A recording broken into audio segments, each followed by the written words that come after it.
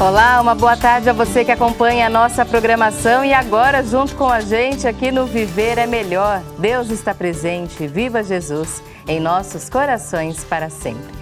Iniciamos esta edição já agradecendo a sua audiência muito querida e também renovando aqui esse compromisso diário que nós temos de cuidar da nossa saúde.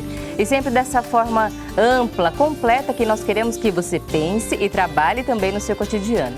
Espírito, corpo e mente bem cuidados. E esse exercício diário que a gente faz de aprender mais e de levar para o nosso dia a dia esse aprendizado. Aliás, eu diria para você, amigo telespectador, amiga telespectadora, que é nesse ponto que está a diferença da nossa saúde. Porque informação a gente encontra até demais muitas vezes. A gente tem que tomar até um certo cuidado com as fontes que a gente escolhe, com as informações que a gente lê. Nem tudo é pra gente, mas a gente também tem que ter essa atenção de estudar, é claro, a gente tem que aproveitar esse benefício. Mas vai adiantar alguma coisa se a gente não levar para o cotidiano? Não vai. A gente tem que melhorar as nossas práticas, a nossa responsabilidade, a nossa consciência. E no que diz respeito à saúde física, à saúde mental e à saúde espiritual. Por isso é que a gente sempre convoca você aqui a aprender mais, sim. Nós buscamos especialistas que possam ajudar a gente a entender os assuntos de saúde, mas o grande ponto é que você leve isso para o seu cotidiano, em forma de exames preventivos, de atenção aos sinais e sintomas, de medidas de proteção e de prevenção das doenças. E a gente vai conversar mais uma vez com esse olhar hoje, essa mentalidade. Aliás, o olhar tem tudo a ver com o nosso tema do dia aqui no Viver é Melhor. A gente vai falar sobre saúde ocular e os principais cuidados que devem ser mantidos para que a gente consiga preservar a saúde ocular pelo máximo de tempo possível. A gente vai falar sobre isso e é um ponto importante. Aliás, a nossa população está envelhecendo cada vez mais, o que é ótimo, mas a gente precisa que o nosso corpo continue funcionando por mais tempo também, com qualidade. E perder a visão é algo ainda muito comum na população e não só por conta do envelhecimento, mas muito também pelas negligências ou pelo descaso. Não porque a gente não se importa, mas às vezes vai deixando de lado, não se preocupa tanto. Então a gente vai trazer para você todas as informações necessárias para isso.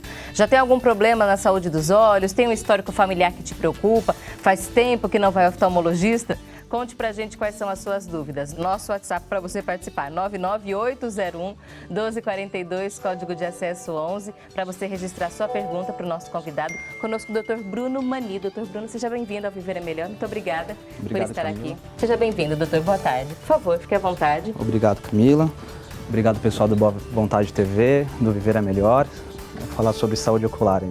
Trazer esclarecimento para a nossa população de um assunto que ainda por muitos brasileiros é deixado em segundo, terceiro, quarto, quinto plano. Mas a gente vai trazer aqui hoje esclarecimento sobre isso. E para começar a reflexão, veja os destaques preparados pela nossa equipe. A saúde ocular ainda é muito negligenciada. Para se ter uma ideia, segundo dados do Ibope, 34% dos brasileiros nunca visitaram um oftalmologista e 74% só procuram a ajuda de um especialista quando apresentam alguma dificuldade para enxergar. Quem nunca ouviu falar que para tratar ter-sol é só passar um anel de ouro em cima? O que não faltam são fórmulas caseiras, ditas infalíveis por aí, que além de confundir as pessoas, podem até causar danos maiores à saúde ocular. Ah, e se o ter-sol aparecer, procure um médico oftalmologista e não precisa esperar um sintoma surgir para procurar um profissional de saúde. Vamos conversar mais sobre esse tema no programa Viver é Melhor de hoje. Quem não conhece uma receita caseira para fazer alguma coisa desaparecer, assim? Será que elas funcionam? A gente pergunta para o nosso convidado hoje aqui ainda. O Dr. Bruno é oftalmologista formado em medicina pela Faculdade de Ciências Médicas de Santos, oftalmologista especialista em catarata pelo Hospital SEMA e especialista em cirurgia refrativa pela Faculdade de Medicina do ABC. Doutor, deve aparecer muita gente compartilhando receita no consultório, perguntando, doutor, funciona? A gente ainda tem muito desse hábito na população brasileira. Tem que tomar cuidado com algumas medidas dessas, não é, doutor? Tem que tomar muito cuidado.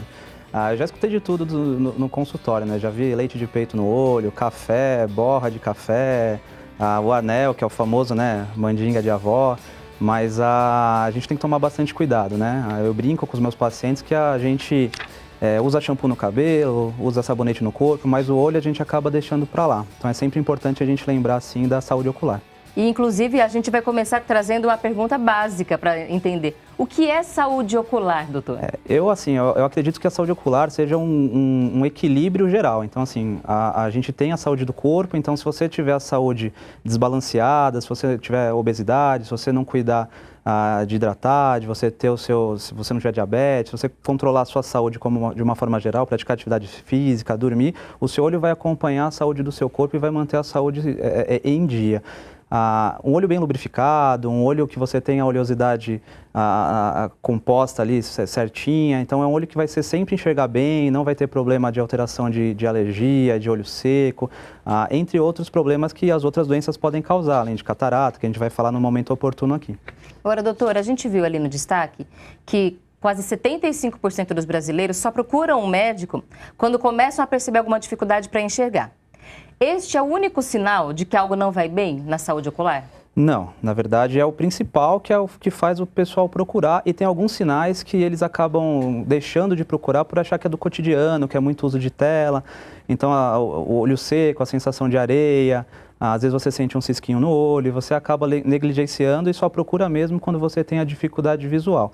E a gente sabe que muita gente hoje tem essa dificuldade por causa do uso de tela, por causa da dinâmica do dia a dia, e acaba às vezes nem utilizando óculos ou nem fazendo a refração e acaba tendo as dificuldades visuais que trazem problemas para o dia a dia, dor de cabeça, enfim, até falta de atenção em trabalho, produtividade, né? Então a gente também tem que levar em consideração problemas que parecem que são do cotidiano, mas que já podem ser sinais de alguma outra doença ou algum impacto na saúde ocular, como a dor de cabeça, que o senhor falou, essa questão da areia nos olhos ou a irritação. Isso não é para ignorar, não é para deixar passar, então. Não é para deixar passar, com certeza. Se você tem algum sintoma que você, assim, sente que está algo fora do comum, daquele que você, até às vezes você acha que é comum aquilo, mas está te incomodando, eu acho que vale a pena a consulta com o oftalmologista, mas de uma forma rotineira, né? Eu aconselho os meus pacientes a me procurarem uma vez por ano. Então, esse já é o recado. Aliás, um outro dado muito preocupante. 35% dos brasileiros nunca foram ao oftalmologista. Isso é muito sério. Porque a gente precisa cuidar da saúde dos olhos, assim como a gente cuida da saúde de todo o corpo. E o doutor ainda trouxe um alerta já, uma vez ao ano. Então, já tem que colocar ali nos médicos que a gente busca uma vez por ano, um check-up anual, tem que colocar o oftalmologista. A partir de que idade, doutor? Desde o nascimento. Então, a criança, o bebê, até 1 ano, ele deve passar no oftalmologista para a gente descartar algumas doenças prevalentes da idade. E a partir daí, o segmento anual, existe os blocos de idade, então tem o paciente da infância, adolescência, o adulto jovem, o adulto, e cada bloco desse tem uma doença que é mais prevalente naquela época. E aí é interessante você fazer o acompanhamento para você prevenir a doença. Então, quando a gente faz o diagnóstico, muitas vezes a gente encontra uma doença já estabelecida ou em evolução. Se você faz a rotina, você consegue prevenir, às vezes, de você desenvolver ter dano visual, ter, às vezes, até a necessidade de usar óculos ou algumas doenças como ceratocone, catarata, glaucoma, enfim. E nesse contexto, até o histórico familiar também pode ser avaliado. Quando a gente leva a criança, o médico já acaba descobrindo quais são os problemas que os pais têm também. É importante conhecer o histórico familiar? É importantíssimo. Na oftalmologia hoje a gente tem doenças como ceratocone, que ela tem, né, comprovadamente a hereditariedade, né? A gente tem glaucoma, que é uma doença acima de 40 anos, se os pais têm, se o familiar tem, se você tem na sua família alguém com glaucoma, é importante você fazer um check-up, uma avaliação. Existem outras doenças menos prevalentes, mas que também tem um fator genético, né, degeneração macular relacionada à idade, a gente sabe que tem um fator hereditário, catarata menos, mas ainda assim, eu acredito que assim, hoje, como a população está vivendo muito, 100% vai ter catarata acima de 70 anos, então ali já não tem mais tanto aquele fator hereditário. Tem muita gente que fala, meu pai teve catarata, eu vou ter? Você vai ter porque você, se Deus quiser, vai envelhecer, mas não é porque... O envelhecimento, nesse caso, é o que é o fator determinante. Exatamente, Camila. A catarata, ela é um fator... A principal, existem vários tipos de catarata. A catarata senil, que é o que a gente mais encontra, é a catarata do envelhecimento. Então, dentro do olho, a gente tem o cristalino, que é uma estrutura que nos ajuda a enxergar. Com o passar do tempo, as fibras dentro do cristalino elas vão ficando opacas, gera catarata e normalmente acontece na melhor idade, né? E aí tem que manter a atenção, por quê? Catarata tem cura, correto, doutor? Exatamente, é uma das doenças que é uma das causas de cegueira reversível do mundo, é uma das maiores causas de cegueira reversível do mundo. Então é uma cirurgia hoje muito tranquila, o resultado é excelente, é reprodutível, então assim, uma cirurgia que você consegue resultados expressivos, a taxa de complicação é baixíssima, A gente tende hoje em dia a operar catarata o paciente mais precoce, então antigamente tinha um papo de amadurecer catarata, deixa evoluir, vou operar com 85 anos, 80. Hoje em dia é o contrário, hoje em dia o paciente passa no consultório, 60 a 65 anos, eu já diagnostico algum tipo de opacidade do cristalino, alguma alteração de dificuldade, mais sutil que seja visual, eu indico a cirurgia de catarata porque você retirando o cristalino dentro do olho, além de você melhorar a qualidade visual, você diminui a pressão dentro do olho e hoje existem lentes intraoculares que elas corrigem grau de óculos. Então imagina que o paciente tinha lá seus 4 graus de miopia a vida inteira, não operou por algum motivo, quando ele faz a cirurgia de catarata, naquele momento eu consigo colocar uma lente que corrige o grau e às vezes até o grau de perto. Então o paciente começa com a vista cansada, aos 40 anos, né, que é um outro motivo de alteração visual, a gente consegue corrigir isso na catarata também. E é muito importante porque para manter a autonomia no envelhecimento do idoso, enxergar é fundamental. Para evitar acidentes, para conseguir fazer as atividades do cotidiano, tomar medicação. Aí a gente está falando de uma coisa que é muito importante para a qualidade de vida. Agora, a idade não é um impeditivo, por exemplo, o senhor falou para deixar para fazer a cirurgia depois. Se acontecer, tudo bem fazer a cirurgia com 80, com 85 anos, não tem problema. Sem problema nenhum. Eu já operei paciente de 104 anos, com lente trifocal. Então, o paciente de 104 anos, era um desejo dele ler para os netinhos, né, bisnetos, e ali ele queria ler sem óculos, eu quero operar super ativo, é uma maravilha de senhor. Ele operou, fez a correção do grau, conseguiu ficar bem, então não é um impeditivo da idade. E eu diria mais, assim, Camila, eu acho que hoje em dia a gente tem algumas doenças neurológicas, como Alzheimer, que você manter a atividade cognitiva do paciente, auditiva e visual, a gente sabe que ele retarda a progressão do Alzheimer. Então, assim, é importantíssimo você fazer a consulta e não negligenciar. Começou, não tenha medo da cirurgia. Hoje é uma cirurgia que você faz super tranquila, você faz sob sedação, não precisa anestesia geral, não precisa ficar internado no hospital, passar a noite, você vai embora para casa no mesmo dia. É lógico, é uma cirurgia, tem que ter os cuidados, você tem que ter a sua responsabilidade. Na primeira semana, evitar sujeira, esforço físico, evitar lugares muito contaminados. Então, tem que ter um cuidado. Mas hoje é uma cirurgia super tranquila que muitos pacientes deixam de operar por medo. Então, eu acredito assim, que eu tento passar essa tranquilidade para os pacientes porque é uma cirurgia muito tranquila, né? E não só por isso, mas também pela própria questão da idade, muitas pessoas falam assim, mas já estou muito velho, já estou muito velha, ou pensando no pai, falam assim, meu pai, meu avô, ele não vai aguentar passar pela cirurgia, vai estressar. Não, tem que fazer mesmo, porque que lindo motivo, por exemplo, mobilizar um avô a fazer uma cirurgia do que ler para os netos. Então, a gente não pode esquecer que eles ainda têm vida. Eles ainda querem viver com felicidade, realizando sonhos, então vamos sim oferecer a eles essa oportunidade, mas um recado sério também é porque a catarata é a principal causa de perda de visão no nosso país, mas é reversível, então ela é muito comum, mas dá para reverter a situação. Então o recado dessa conversa sobre catarata, e é importante que a gente tenha, é que tem como resolver o problema e o limite de idade não existe. O que é importante é que essas pessoas cheguem logo ao consultório do oftalmologista. Inclusive, se tiverem perguntas sobre o assunto, podem participar aqui do programa, como eu já vou aproveitar para trazer aqui da nossa audiência que chegou. Você que está acompanhando o Viver Melhor, faça isso, o WhatsApp está à sua disposição. A Ellen Álvares Aguiar, de Viçosa, no Ceará. Oi, Ellen, seja bem-vinda ao programa de hoje. Gostaria de saber do doutor o que pode ser feito, o que pode estar acontecendo quando o olho fica o tempo todo como se tivesse areia. A gente entra numa outra doença crônica, que acredito que seja isso, um sintoma muito prevalente nesse tipo de alteração, que é na conjuntivite alérgica, né? Você tem algumas alterações, tanto da conjuntiva quanto da pálpebra, que elas podem dar a sensação de areia, o olho seco. Então, a conjuntivite alérgica, que é muito recorrente no nosso meio, então, qualquer processo alérgico que você tenha, rinite, sinusite, você pode ter uma conjuntivite alérgica que é tratável com colírio e melhora com higiene de pálpebra, melhora com hidratação, melhora com tratamento da alergia. Existe uma outra doença muito comum que a gente chama, que é chamada de blefarite, é uma alteração da inflamação das glândulas da pálpebra. E aí também é muito prevalente no nosso meio. Você consegue com pomada, higiene com shampoo, lubrificação. Lógico que tem algumas doenças mais agressivas, né? Alguns casos de blefarite mais agressivos que a gente entra com um antibiótico por boca, mas acredito se a Ellen, né? Ellen, se você lubrificar seu olho, usar shampoo neutro infantil, faz uma massagenzinha, você vai conseguir corrigir bastante dessa sua sensação de areia. Esse é um sintoma muito comum. Muito frequente, a Ellen lá do Ceará, mas a gente aqui em São Paulo vê muita gente reclamando disso também, no interior também a gente vê muito. Isso está ligado a quê, doutor? É poluição? É a conjuntivite alérgica, por exemplo? A gente pensa na alergia, pensa nas rinites, sinusite e tudo. O que é que irrita o nosso olho desse jeito? Principalmente alérgeno, então poluição, as pó, sujeira, ácaro de travesseiro, carpete, isso aí, todos os irritativos, eles podem ocasionar conjuntivite alérgica.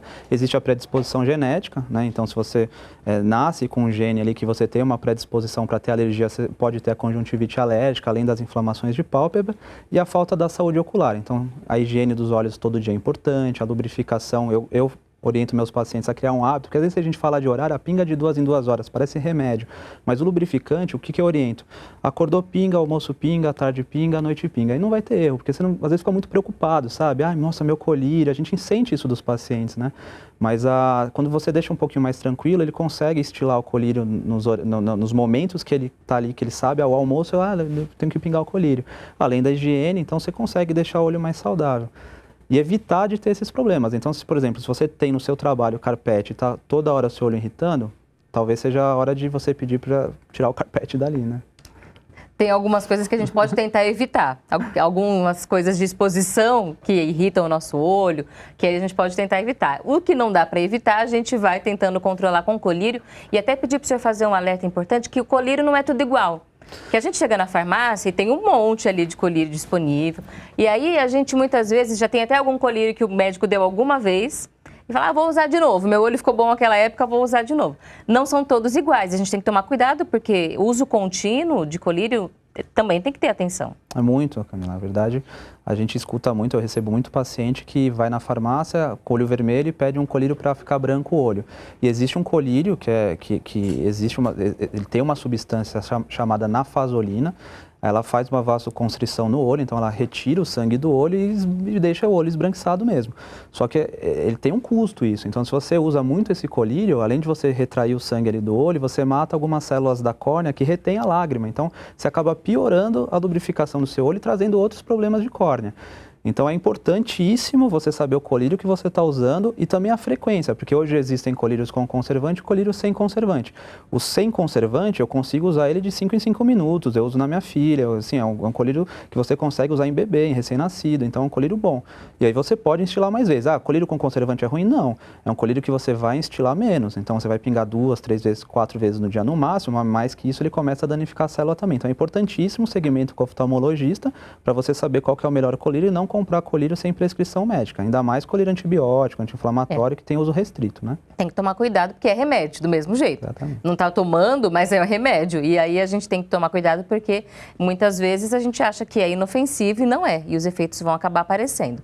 Agora, doutora, a gente está conversando sobre os problemas da saúde ocular e a gente percebe que há tipos diferentes. Porque a gente pensa logo tem miopia, hipermetropia, astigmatismo, que são uma categoria de problemas, e até presbiopia e outras coisas que vão aparecendo, e tem esses mais do cotidiano, conjuntivite, ter sol. São tipos diferentes mesmo, doutor? São os crônicos, os agudos, quais são os tipos de problemas que a gente tem? Você falou aí de erros refrativos, né? Então, realmente é o maior problema prevalente na oftalmologia hoje. Então, tem muita gente que passa 30 anos sem enxergar, você vai ver, ela tem 3 graus de miopia, era só passar um óculos. Comunidades ribeirinhas, comunidades afastadas de grandes centros, é a maior causa de cegueira disparada. Então, não tem acesso a óculos. Então, é uma coisa simples, básica, que a gente não consegue atingir essa população. Os erros refrativos, a miopia, a hipermetropia, o astigmatismo, a presbiopia, eles são erros que são facilmente corrigidos com óculos. Existem cirurgia para isso, para você ficar independente do óculos, né? Mas entra de novo naquela parte dos blocos de idade que eu falei. Os erros refrativos, eles começam ali de 5 anos até, enfim, fim da vida. Mas aí você começa a pensar em doenças muito prevalentes, crônicas até, como as conjuntivites, as blefarites. O glaucoma é uma doença degenerativa também, que atinge o nervo óptico. Então tem muita gente que pensa que o glaucoma é o aumento da pressão do olho. Na verdade, o glaucoma é uma degeneração de uma região da retina. E a maior causa dessa degeneração é o aumento da pressão do olho. Então você tem que manter a rotina porque existe glaucoma que o paciente tem pressão normal. E aí existe a catarata, que é uma doença que a gente já comentou, existe o ceratocone, que é uma doença que dos 15 aos 30 anos, ela é muito prevalente, então a córnea vai ficando fina, vai ficando pontuda, que é o cone, né? E aí você tem alguns tratamentos, como transplante de córnea, você tem um tratamento de lente rígida para você regularizar a córnea e melhorar a visão, os anéis que você consegue regularizar também. Então existem alguns tratamentos e cada idade tem o seu perfil ocular ali. Então é importante sempre você manter a rotina oftalmológica. Sobre a questão da pressão elevada nos olhos, que tem relação com o glaucoma, correto? Exatamente. Isso não tem a ver ou tem com a hipertensão arterial, com a pressão alta, que é um problema tão comum da população brasileira? Não tem relação. Tem paciente hipertenso que preocupa muito, fala assim, eu tenho pressão alta no corpo, eu vou ter no olho? Não. No olho são outras alterações, né, que você tem anatômicas, que impedem alguma drenagem do líquido que está dentro do olho, e aí acontece a elevação da pressão. Então, não tem relação da hipertensão arterial com a pressão dos olhos, tá? Então, é um mito aí que o pessoal, às vezes, né, entende como combinado. Mas o que chama atenção também é o contrário. Você pode não ter hipertensão arterial, mas ter a pressão do olho elevada. Então, tem que fazer o exame também para poder... A partir de que idade que faz o exame para fazer esse acompanhamento, doutor? O check-up do glaucoma eu indico acima de 40 anos. E, de novo, eu lembro que é importante a avaliação com um especialista, porque existem glaucomas que têm a pressão do olho normal. Então, você acaba encontrando um glaucoma de pressão normal, é o nome dele, e aí se você fica só vendo a pressão do olho ou você acha que está normal, você pode ter alguma perda de campo visual aí que te vai prejudicar na visão. Então, a partir dos 40 anos, fazer um acompanhamento com um especialista mais intensivo relacionado a esse tipo de alteração. Um outro problema comum da nossa população é o diabetes, que é uma doença que impacta todo o corpo, assim como a hipertensão arterial, mas o diabetes realmente chama bastante a atenção, inclusive porque pode levar muitas pessoas a perder bastante da visão. É correto, doutor? A retinopatia diabética pode levar até uma situação como essa? Exatamente, Camila. O diabetes é uma doença muito prevalente na nossa sociedade, infelizmente, e ela é uma doença que acarreta alterações gerais. Então, existem várias doenças oftalmológicas, né, que elas são predispostas por causa do diabetes, né? A catarata é uma delas, até o glaucoma pode ser, né? Então, tem doença assim. O que a gente tem mais receio é da retinopatia diabética, porque é uma doença de difícil controle. Então, normalmente o paciente que tem diabetes descontrolada, sua glicemia está acima de 150, 200 por muito tempo, ele começa a ter alguns danos que são imperceptíveis. Então, ele acaba achando que está tudo bem, enxergo bem, está tudo bem, nossa, minha sensibilidade está bem. Só que quando ele vai procurar ajuda oftalmológica, por causa da retinopatia diabética, ele já tem um dano que às vezes é irreversível. Então, é importantíssimo o acompanhamento rotineiro, que se você tem diabetes, é importantíssimo controlar sua diabetes, para você não ter nenhum tipo de sangramento na retina, para você não ter nenhum tipo de inchaço na retina, e aí a gente conseguir tratar no começo, porque aí sim é mais resolutivo e você tem bons resultados. E aí um outro alerta importante, há doenças que são reversíveis, como a catarata, que a gente falava no primeiro bloco, mas há outras que a gente não consegue reverter os danos que foram causados, como na retinopatia diabética, correto, doutor? Exato, existem casos de retinopatia diabética muito graves, que o paciente vai procurar, ele já está enxergando mal, e normalmente eles relacionam muito a catarata, então eles acham que vão em consulta, eu estou com cara que estou mais, né, tô numa idade já que tem catarata, e aí você vai fazer o diagnóstico, o cristalino dele é quase transparente, você vai olhar a retina e infelizmente você tem que dar uma notícia ruim para o paciente. Então a gente vê a importância de não negligenciar esse tipo de cuidado. A gente tem que dar atenção e vale a pena mesmo a gente fazer a consulta pensando num diagnóstico precoce. Vamos responder agora as perguntas da nossa audiência muito querida. Vamos começar com o Mauro Gomes Rodrigues, de Campo dos Goytacazes, Rio de Janeiro. E Mauro, boa tarde, seja bem-vindo ao programa. Vocês poderiam me dizer o seguinte, quando o meu grau é considerado deficiência visual, PCD, pessoa com deficiência, uso óculos de 9 graus em cada olho, tanto de miopia quanto astigmatismo. No caso do Mauro específico, o grau dele não tem uma relação com a deficiência, é o quanto que enxerga. Então, se o paciente enxerga 100% de visão com 9, 10, 12, 15 graus, ele tem as suas atividades diárias não são impactadas pela dificuldade do grau dele. Então, ele não entra num diagnóstico de laudo para ele poder ter o benefício dele. Deixa eu ver se eu entendi. A gente tem que avaliar o quanto ele consegue enxergar com o óculos. Exatamente, sempre correção. Se o óculos de 9 graus for suficiente para manter 100% da visão, então ele não é considerado uma pessoa com deficiência visual? Não é considerado. Indicaria até para o Mauro que ele poderia fazer uma cirurgia a laser, reduzir o grau dele e ficar independente do óculos, ele seria uma pessoa que não tem grau. Então, claro que depende dos exames dele, espessura de córnea, tudo isso, mas ele é um paciente que entra numa tabela de cirurgia refrativa que ele pode fazer o laser e se livrar do óculos. Agora, existem graus muito elevados, que aí sim, normalmente esses pacientes que têm alta miopia, que têm fundo miópico na retina, eles por ter muito grau, 20, 30, 25, aí é muito raro você encontrar um paciente que tem esse tipo de grau que enxergue 100%. Então, ele acaba entrando na deficiência, né? Quantos por cento de perda de visão levaria uma pessoa a ser considerada deficiente visual?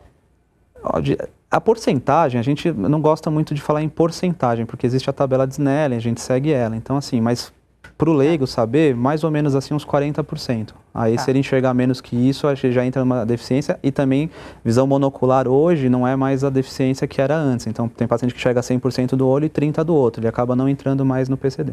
Tá, então, Mauro, tem que fazer a avaliação, porque o grau não é o que determina isso, mas sim como você enxerga usando o óculos, inclusive até com a sugestão de poder ficar sem ele, faça a consulta com o seu especialista.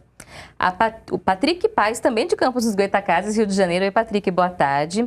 Ele tem 21 anos e a pergunta dele é o seguinte: ao menos 2 vezes na semana ocorre da minha visão embaçar e também de acordar com os olhos coçando, irritados ou sensíveis. O que pode ser? Sempre que acontece, eu lavo o rosto e aplico colírio. Aí entra naquele caso que a gente estava falando que é muito prevalente, olho seco. Então, você observa que quando ele pinga o colírio, quando ele faz a higiene, melhora. Aí ele tem que manter uma frequência maior, né? Estilar o colírio todos os dias, não só quando ele está com o olho irritado. E provavelmente esse embaçamento temporário dele vai sumir. Então, provavelmente tem a ver com o olho seco. E esses hábitos que ele já tem o costume de fazer quando está ruim, para ele fazer preventivo, então. Exatamente. É porque mesmo hábito. Exatamente. Acaba ele fazendo só quando está irritado, vai melhorar. Só que se ele conseguir prevenir, não chega na irritação. Agora, eu vou até aproveitar a pergunta do Patrick, que tem 21 anos, e me fez lembrar, assim, que é uma idade em que se tem muito uso de telas. Computador, celular, televisão, videogame. Não estou supondo, tá, Patrick? Estou usando você aqui como... me fez lembrar de uma faixa etária que usa muito. E, na verdade, hoje não só, né? A gente vê que hoje isso é generalizado. E eu gostaria que você falasse um pouco sobre isso, até interrompendo um pouquinho as perguntas da audiência, mas eu já volto, tá, gente? Para falar qual é a interferência hoje do uso de telas na saúde ocular, porque eu já vi pesquisa falando sobre aumento de miopia, por exemplo, sobre as crianças estarem desenvolvendo mais problemas, os adultos também. Qual é o alerta que a gente faz hoje para a população pensando no uso de telas? Tem que restringir, dependendo da idade, você até uns 2 anos, 0 tela. Então, hoje em dia a gente vê muito, né? Eu tenho filha pequena, então eu sei que é muito, assim, a gente tenta evitar ao máximo, né, o uso de tela, porque realmente você colocando a tela, o bebê, a criança, ela fica um pouco mais calma e você consegue almoçar. Mas a gente tem que evitar, 2 anos, 0 tela. Dos 2 aos 7, a gente já começa com algumas libertações para a tela. Então, já come 1 hora por dia, né, meia hora, já começa a liberar. Só que, se a criança fica muito tempo na tela, realmente é sabido que ele desenvolve a miopia. Então, existe, né, tem uma epidemia de miopia no Japão, porque é o uso de tela crônico, então toda hora tem tela muito próxima, você acaba não desenvolvendo a visão como deveria ser desenvolvida, a visão periférica como um todo, e acaba desenvolvendo a miopia. No adulto, ele já entra em outros problemas, que é olho seco, dor de cabeça, cansaço visual e a exposição de tela prolongada. Então, o que eu oriento os meus pacientes? 1h30, 2 horas, vai tomar um café, vai ver paisagem, desencana um pouco da tela, que é mais ou menos como filme, né? Então, as indústrias, né, hoje em dia, por que o filme tem 1h30, 2? Porque depois disso eles sabem que a neuromarketing deles vai começar a causar psicologicamente o paciente um desconforto, uma dor de cabeça, e ele vai ter problema. Então, tem que limitar o uso de tela, 1h30 no adulto, na criança, nessas faixas etárias, tomar um pouquinho de cuidado. E é muito frequente quem trabalha com telas ter também o olho seco. Então, já é alguém que vai ter que ter uma atenção maior com o uso dos colírios, por exemplo, com os hábitos de higiene também. Sim, claro, Camila. A gente com tela, você tem ar-condicionado, você tem, às vezes, hoje em dia, a gente tem muito, por causa da pandemia, o home office. Então, muita gente sai da tela do computador, vai para onde? Vai para a TV, vai para o celular. Então, você acaba tendo muita exposição, muito. Se você não tomar um cuidado ali, você vai ter problema. Alerta feito a toda a população. Pergunta do Marcos Antônio Frank, de Porto Alegre, Rio Grande do Sul. E Marcos, seja bem-vindo ao programa. Ele está na sintonia do Viver Melhor e ele tem moscas volantes. Pedi para o doutor explicar isso rapidinho para a gente, nesses minutos finais. Tem como curar, doutor? Não, mas não tem problema. Quem tem mosca volante, às vezes se preocupa de estar perdendo a visão, de ficar cego. A mosca volante ela é uma degeneração do vítreo, que é o gel que a gente tem dentro do olho, entre a retina e o cristalino. Ele mantém nosso olho gordinho, nosso olho cheio. Quando a gente é mais jovem, esse gel é mais coeso. Com o passar da idade, ele vai ficando liquefeito, ele acaba podendo soltar, né, que é o mais comum, essas mosquinhas, esses pontos pretos que fazem uma sombra na retina. Tem gente que chama de mosca volante, mosquito, minhoca, balo, reflexo, tem um monte de coisa. É uma sujeirinha no olho. É uma sujeirinha, só que incomoda muito, porque é como se fosse uma imagem 3D que fica boiando. Então eu já tive isso, você pode ter por trauma, eu na faculdade joguei futebol, tive um trauma de cabeça e comecei a enxergar uma mosquinha que depois de 2 anos foi reabsorvida pelo meu vítreo ou saiu do meu eixo visual. Isso pode acontecer, mas é frustrante mesmo, eu entendo, mas fica calmo que vai dar tudo certo, não vai precisar operar, vai ficar ali na visão. Lembrando que isso não é um motivo para não procurar o oftalmologista, porque a mosca volante, o descolamento de vítreo posterior, ele é benigno, mas ele pode, no começo, ser um indicativo de uma rotura na retina. E aí você tem que se tratar com laser para você evitar de ter o descolamento. Tá, então, última pergunta para a gente fazer rapidinho aqui. Heloísa Bertol, de São Paulo. Heloísa, boa tarde. A mãe dela está assistindo a gente, Dona Maria Auxiliadora Barros, e ela pergunta se exercícios para os olhos previnem doenças oculares. Eu fiquei perguntando quais seriam esses exercícios para os olhos aqui. Vou ver se o doutor consegue responder. Não. Infelizmente, quando você apresentou o programa, falou de fake news, né? De a gente ter boas informações. Não, esses exercícios oculares, eles podem prevenir algumas doenças do estrabismo, de você ter ali, mas como um todo, o que o pessoal mais procura, né, catarata, glaucoma, grau para presbiopia, que tem muita gente que acha, eu não vou usar óculos para perto para não ficar viciado, ou vou fazer um exercício porque é meu músculo, isso não existe, tá? Então tem que tomar bastante cuidado com a informação. Então esses exercícios, eles podem ser feitos, mas não vão evitar doenças, ou nem adianta fazer? Assim, eu acredito que não perca tempo com isso, assim. Quando for acompanhado pelo estrabólogo, pelo especialista do estrabismo, é uma coisa. Mas se você fazer porque você escutou em outras doenças... E se não chegou para o WhatsApp, né? Porque eu sei, devo ter visto alguma coisa sobre isso recentemente, inclusive em algum grupo de WhatsApp. A Jéssica Alves, de São Paulo, capital, pergunta o seguinte: doutor, posso usar soro fisiológico em vez de água para limpar e lavar os olhos? Não. O soro fisiológico, qual que é o problema do soro fisiológico? Ele tem uma data de validade, que normalmente a gente não segue ela, e ele tem sal na composição. Então ele pode ser um irritativo para o olho, além de ser um meio de cultura para a bactéria.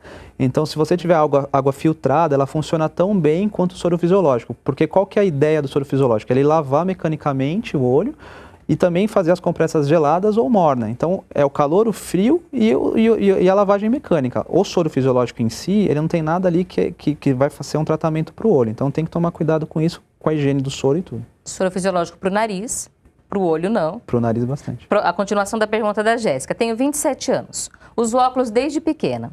Passei em um oftalmologista que disse que não consigo fazer a cirurgia refrativa por ter uma córnea fina. Eu tenho outras alternativas? Não gosto de usar óculos. A primeira é saber se era um especialista em cirurgia refrativa, porque hoje em dia a gente sabe, eu fiz um trabalho na Faculdade de Medicina da ABC, que a gente sabe que a maior causa de contraindicação para a cirurgia refrativa é a desinformação. Então, às vezes o próprio médico não conhece ali os limites e acaba contraindicando. Então, a primeira indicação que eu daria para ela é ver se era um especialista em cirurgia refrativa. Se ela tiver realmente a córnea fina, se ela tiver realmente a córnea irregular e não puder fazer a cirurgia refrativa, existem outras cirurgias hoje, intraoculares, que você consegue corrigir o grau dela, mas que são um pouquinho mais invasivas. A cirurgia refrativa hoje é uma cirurgia extremamente segura, resolutiva, o paciente fica realmente sem óculos até os seus 50 anos, quando vai precisar de grau para perto. Bom, buscar uma outra opinião, então, vai ajudar também. Muito obrigada a todos que participaram. Muito obrigada, doutor, por responder as nossas perguntas. Seja sempre muito bem-vindo ao programa Viver é Melhor. Obrigado, Camila. Agradeço o pessoal do Viver é Melhor e da Boa Vontade TV.